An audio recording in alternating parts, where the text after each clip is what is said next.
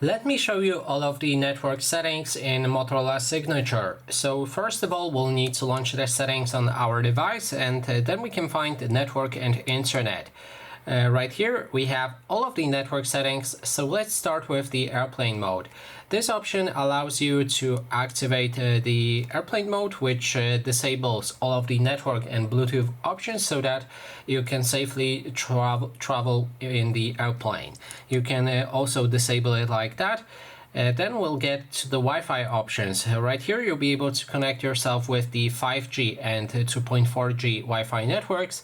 This device also supports Wi-Fi 6, and you can also connect using the shared network options. That means scan QR code on other devices that try to share Wi-Fi to your phone as well. Then we have network preferences. You can enable or disable Wi-Fi automatically and notify for a public networks. You can also enable or disable WEP network, install or check certificates, and also go for that Wi-Fi direct and connect your other devices using this option.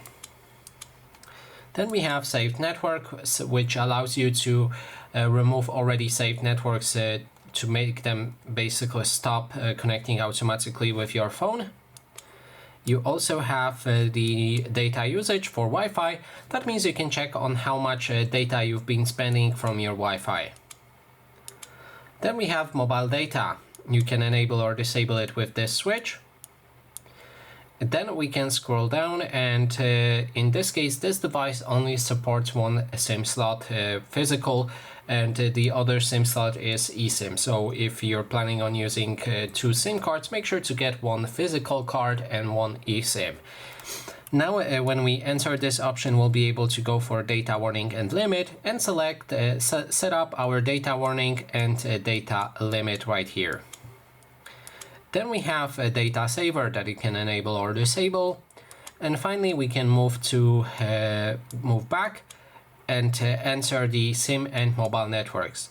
From here you will see all of your SIM cards that are currently in your phone. In this case I have this one, and we can also download new SIM, which means that you can add eSIM to your phone, but to do that you will need an internet connection.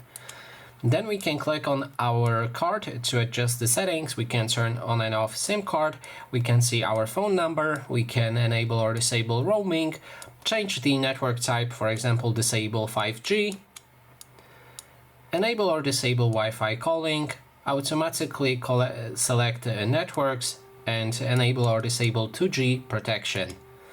In download new SIM you'll be able to, as I said, set up your eSIM, and you can also transfer it from your previous device.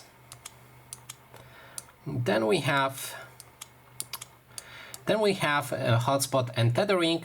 You'll be able to set up a mobile hotspot.